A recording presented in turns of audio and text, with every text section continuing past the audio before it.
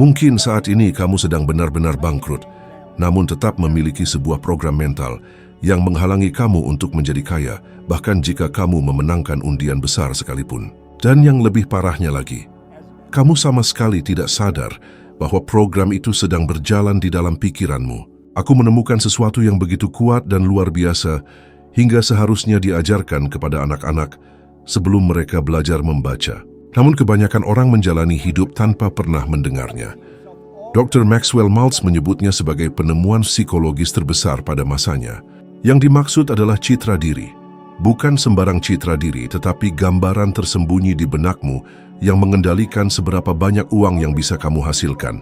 Yang menarik, banyak orang percaya bahwa penghasilan mereka ditentukan oleh pekerjaan, gelar pendidikan, atau bahkan kota tempat tinggal mereka. Padahal kenyataannya, batas penghasilanmu sebenarnya terkunci dalam cara kamu memandang dirimu sendiri. Dan ini bukan omong kosong motivasi murahan, ini adalah sains dan psikologi.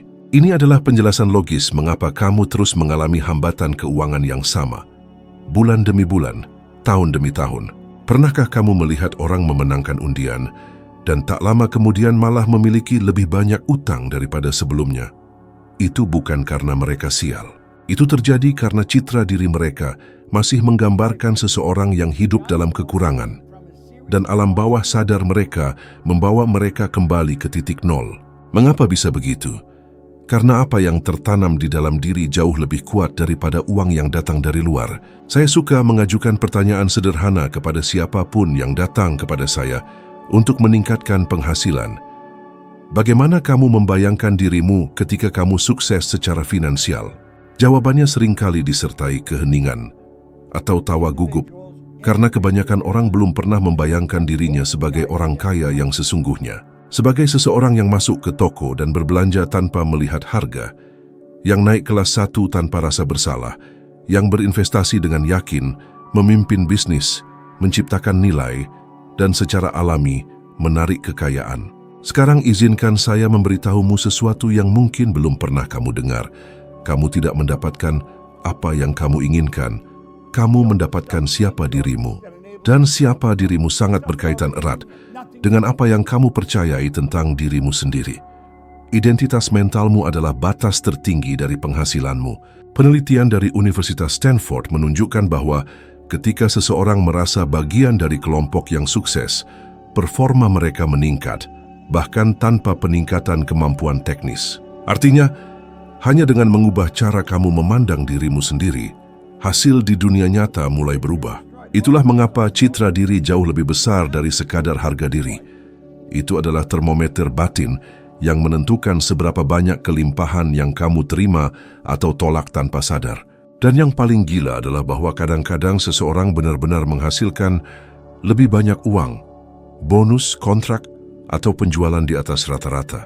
Tapi sesuatu di dalam dirinya berbisik, ini bukan untukku. Dan tak lama kemudian mereka kehilangan semuanya dengan membelanjakan secara impulsif, menambah utang yang tidak perlu, atau menghancurkan peluang sendiri. Semua itu agar bisa kembali ke zona nyaman citra diri awalnya. Pernahkah kamu mengatakan, saya tidak pandai dalam hal uang? Atau mungkin, saya memang tidak ditakdirkan untuk jadi orang kaya? Kalimat-kalimat ini terdengar biasa saja, tapi sesungguhnya adalah racun mental yang telah kamu ulangi selama bertahun-tahun. Dan setiap kali kamu mengatakannya, kamu sedang memperkuat identitas yang miskin dan terbatas. Contoh nyata, bayangkan kamu biasanya menghasilkan 5 juta rupiah per bulan. Lalu suatu hari karena satu dan lain hal, kamu menghasilkan 20 juta rupiah. Tapi alih-alih mempertahankan level itu, kamu mulai membelanjakan uang untuk hal-hal yang tidak kamu butuhkan dan akhirnya kembali ke penghasilan semula. Ponsel baru, pakaian bermerek, liburan yang tidak pernah direncanakan. Kamu tidak melakukan itu karena kamu ceroboh, tapi karena jauh di dalam dirimu. Kamu percaya bahwa kamu tidak pantas mempertahankan uang itu. Dan itu bukan salahmu. Itu adalah hasil dari program bawah sadar yang tertanam dalam dirimu. Dan disinilah latihan ini dimulai. Mulai hari ini, setiap kali kamu berpikir negatif tentang uang, sadari hal itu. Ketika kamu berkata, itu bukan untukku, atau aku tidak akan pernah bisa mencapainya. Saat pikiran itu muncul, segera hentikan dan ucapkan dengan lantang, "Saya adalah magnet kekayaan. Uang datang kepada saya dari segala arah." Saya tidak menyuruhmu untuk berbohong pada dirimu sendiri. Saya meminta kamu untuk memprogram ulang identitasmu. Lakukan ini selama 7 hari dengan sungguh-sungguh. Tulislah ulangi, rekam suaramu, simpan di ponselmu, dengarkan sebelum tidur. Jadikan ini latar suara baru dalam pikiranmu. Lalu perhatikan apa yang mulai berubah. Bukan hanya dalam keuanganmu, tapi juga dalam cara kamu berjalan, berbicara, dan melihat peluang. Saat kamu mengubah gambaran dirimu sendiri, dunia di sekitarmu mulai menyesuaikan diri dengan versi baru dari dirimu itu. Ini bukan sihir. Ini adalah penyesuaian batin yang pada akhirnya tercermin dalam kenyataan luar. Uang hanyalah akibat, penyebab sesungguhnya ada di dalam dirimu. Penyebab itu adalah gambaran yang kamu bangun atau hancurkan setiap hari.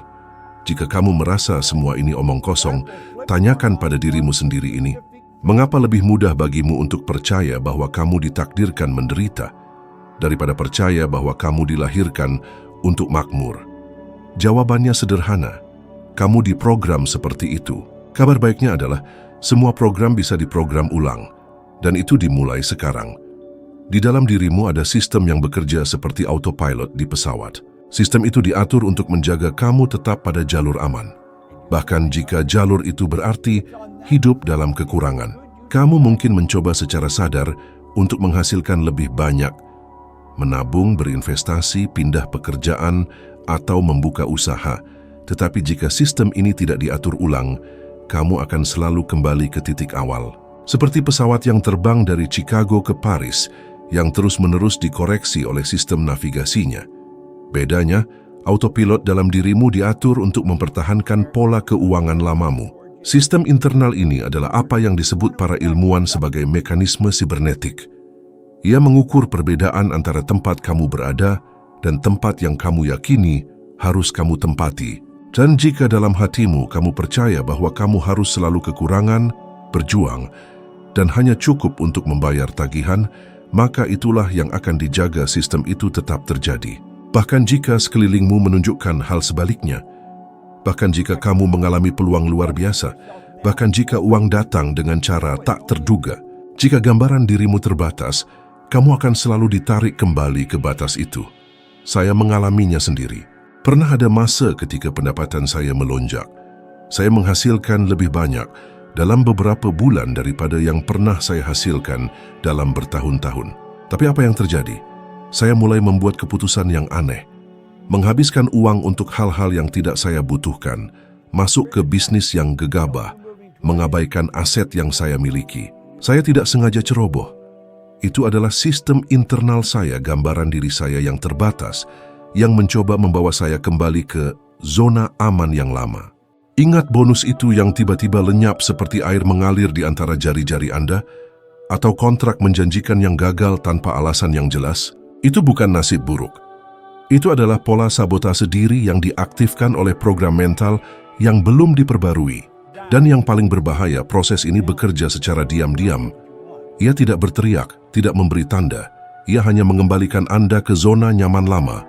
Ini terjadi pada pengusaha, seniman, pekerja lepas, pegawai negeri, ibu rumah tangga.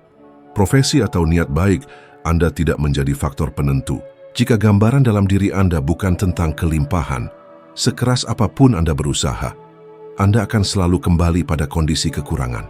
Pernahkah Anda bertanya mengapa beberapa orang tetap miskin meskipun bekerja keras, sementara yang lain tampaknya dengan mudah menarik peluang? Ini bukan soal pantas atau tidak. Ini tentang pemrograman internal, sebuah termostat tak kasat mata yang menyelaraskan realitas keuangan Anda dengan citra diri Anda, seperti termostat di rumah Anda. Jika diatur ke 20 derajat, meskipun jendela terbuka atau oven menyala, sistem akan mengembalikan suhu ke tingkat itu. Sekarang bayangkan termostat dalam diri Anda disetel ke miskin, biasa saja, atau terbatas. Tak peduli apa yang Anda lakukan, sesuatu akan menarik Anda kembali. Ini bukan hukuman. Ini hanyalah sesuatu yang ditanamkan sejak kecil, lewat kalimat seperti uang tidak tumbuh di pohon, terlahir miskin, mati miskin, hidup itu sulit. Setiap kalimat itu mengukuhkan titik balik Anda. Tapi dengarkan ini, Anda bisa mengubah titik itu. Anda bisa memprogram ulang sistem tersebut. Namun, itu tidak terjadi dengan kekuatan kehendak atau rumus ajaib. Itu terjadi dengan kesadaran pengulangan dan membangun citra baru dalam diri. Citra di mana Anda melihat diri sendiri menghasilkan lebih dari cukup, dengan tenang dan seimbang. Di mana Anda merasa layak untuk hidup nyaman. Di mana Anda mengendalikan permainan, bukan sekadar bidak yang digerakkan oleh keyakinan lama. Inilah dasar dari pekerjaan saya selama lebih dari 50 tahun, mengajarkan orang biasa seperti Anda cara membebaskan mekanisme internal ini. Dan ketika itu terjadi, sesuatu yang hampir ajaib muncul. Anda berhenti berperang melawan uang dan mulai bekerja sama dengannya. Anda tak lagi mengejar peluang, melainkan menariknya datang pada Anda. Anda mulai hidup di frekuensi baru, di mana segala sesuatu mengalir berbeda. Bisnis, hubungan, keputusan, dan terutama kedamaian Anda dalam menghadapi uang. Tak ada gunanya terus mencari solusi eksternal jika yang membatasi ada di dalam. Anda bisa mencari jalan pintas, tapi selalu akan kembali ke awal. Kecuali Anda mengubah arah kemudi, dan itu dimulai dari keputusan sederhana, berhenti menerima kehidupan yang tidak lagi Anda inginkan sebagai sesuatu yang normal, karena Anda pantas mendapatkan lebih. Dan yang lebih penting, Anda mampu lebih, jauh lebih. Tapi hampir tak seorang pun memberitahu Anda hal ini, bahwa kebiasaan Anda sebenarnya bukan milik Anda. Itu adalah perpanjangan dari citra yang Anda miliki tentang diri sendiri. Maka meskipun Anda mencoba mengubah hidup, mengatur keuangan Anda, menjadi lebih disiplin, lebih produktif, Anda tetap kembali ke pola lama. Anda bisa membeli kursus keuangan, membuat spreadsheet rinci. Jika dalam pikiranmu kamu masih melihat dirimu sebagai orang yang berantakan, terlilit utang, atau sial dalam hal uang, kamu akan menyabotase semuanya tanpa sadar dan malah mengira bahwa semuanya salahmu sendiri. Kamu akan merasa lemah, tidak mampu dan tidak disiplin. Tapi sebenarnya kamu hanya bertindak selaras dengan citra dirimu sendiri. Dan ini bukan sekadar persepsi. Ini adalah ilmu saraf. Otak manusia memiliki kecenderungan alami untuk menjaga identitas tetap stabil. Ia akan melakukan segalanya untuk menyelaraskan perilakumu dengan gambaran diri yang kamu miliki. Jadi jika kamu memandang dirimu sebagai orang yang hidup serba kekurangan, otakmu akan menciptakan gangguan, lupa, impuls, dan alasan yang sempurna agar kamu terus hidup dalam kekurangan, bahkan ketika segalanya mendukungmu. Pernahkah kamu mencoba menabung sejumlah uang setiap bulan? Awalnya berhasil, tapi tiba-tiba kulkas rusak, mobil bermasalah, atau ada ajakan liburan yang terlalu menggoda, dan uang yang kamu simpan lenyap begitu saja. Lalu kamu berpikir, lihat kan, setiap kali aku mau menabung pasti ada saja yang terjadi. Tapi yang tidak kamu sadari, ini hanyalah pantulan dari citra dirimu sebagai orang yang tidak pernah bisa menyimpan uang. Ini hampir seperti sihir, tapi terbalik. Kamu menarik hal-hal yang memperkuat identitas lamamu. Dan masih ada lagi. Pernah dengar pepatah, manusia adalah apa yang ia lakukan setiap hari. Itu benar karena sebelum kamu mengulangi sebuah tindakan, kamu sudah lebih dulu melihat dirimu seperti itu. Tidak ada yang bangun suatu pagi lalu, tiba-tiba jadi disiplin. Disiplin lahir dari identitas, dan identitas berasal dari citra diri. Ketika kamu melihat dirimu sebagai orang yang percaya diri, kuat dan fokus, kamu mulai bertindak seperti itu, bukan sebaliknya. Izinkan aku memberi contoh nyata. Bayangkan seseorang yang ingin mulai berinvestasi, tapi selalu ragu. Dia buka akun sekuritas, nonton video, baca artikel, tapi saat harus klik tombol investasi, dadanya terasa sesak. Ada suara di dalam dirinya yang berkata, "Ini bukan untukmu." Dan akhirnya dia menyerah. Ini bukan karena kurang pengetahuan, tapi karena citra diri yang berkata, kamu bukan seorang investor, kamu tukang belanja. Dan otaknya pun mengikuti. Perubahan dimulai dengan pergeseran identitas kecil. Mulailah bertanya, bagaimana jika aku sudah menjadi investor? Apa yang akan aku lakukan hari ini jika aku adalah orang yang makmur? Bagaimana orang yang pandai mengelola uang bersikap saat ini? Pertanyaan-pertanyaan seperti ini mengubah fokusmu. Dan di mana fokus berada, disitulah penciptaan dimulai. Kamu mulai bertindak seperti sosok yang ingin kamu wujudkan. Ini bukan pura-pura, ini pemrograman ulang.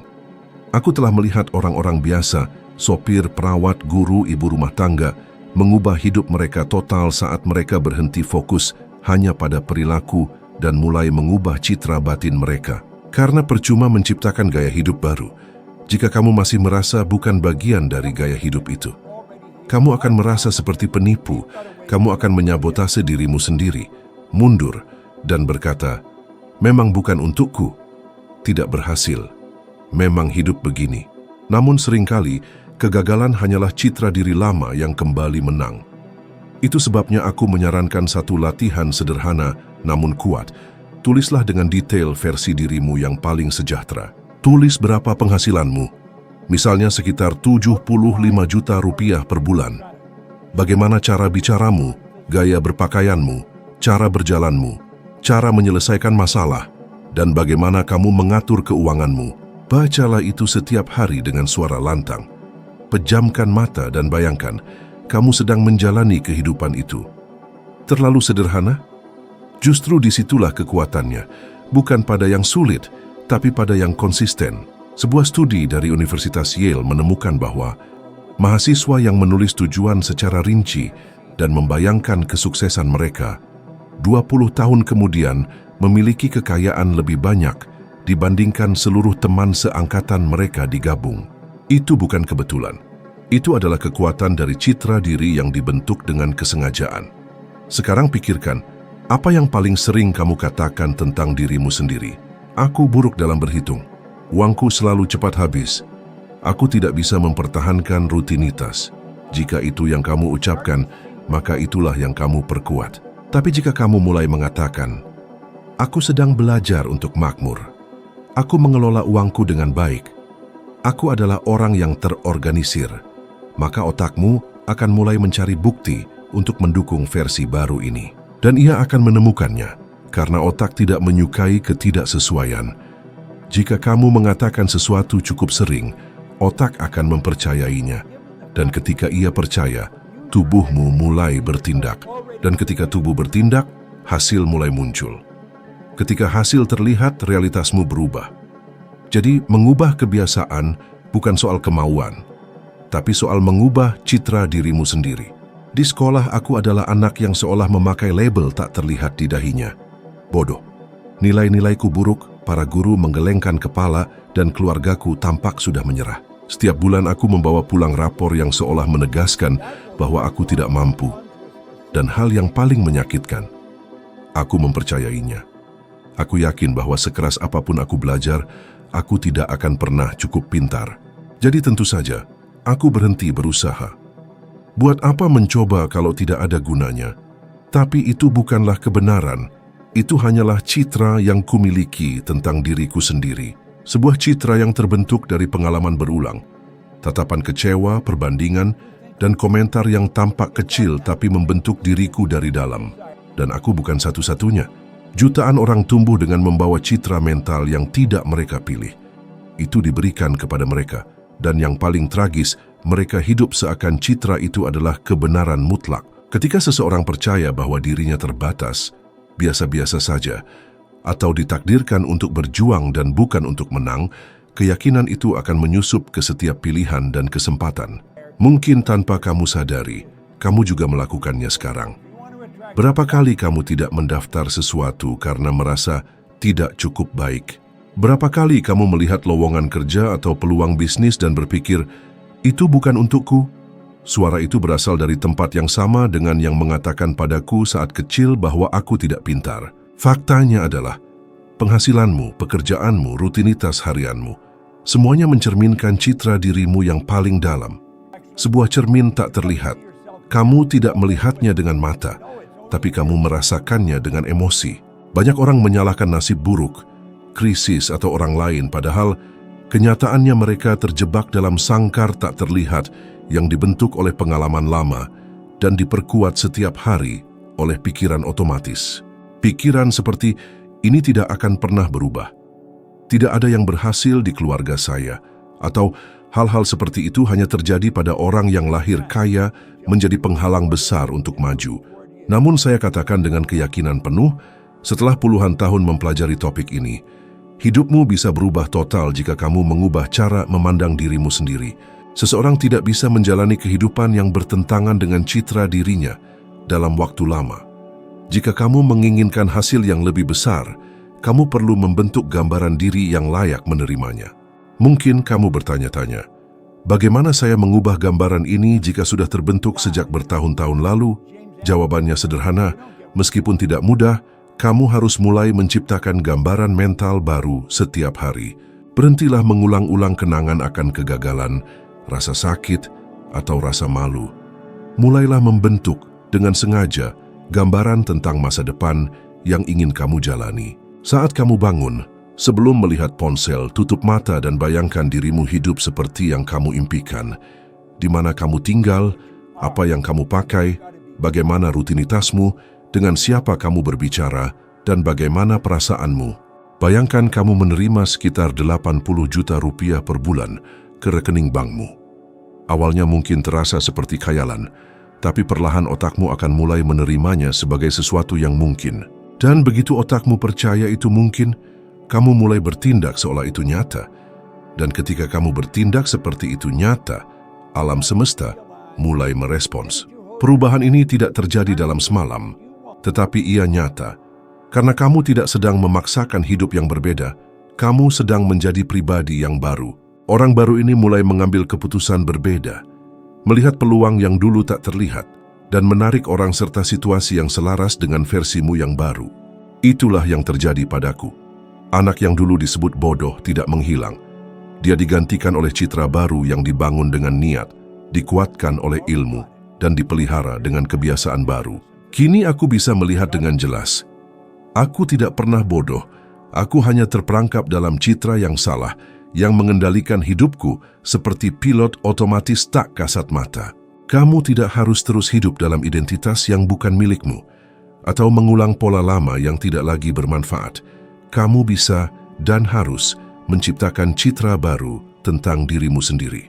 Citra yang kuat, makmur dan bebas. Karena hanya dengan cara itu dunia luar akan mulai mencerminkan apa yang kamu rasakan di dalam dirimu.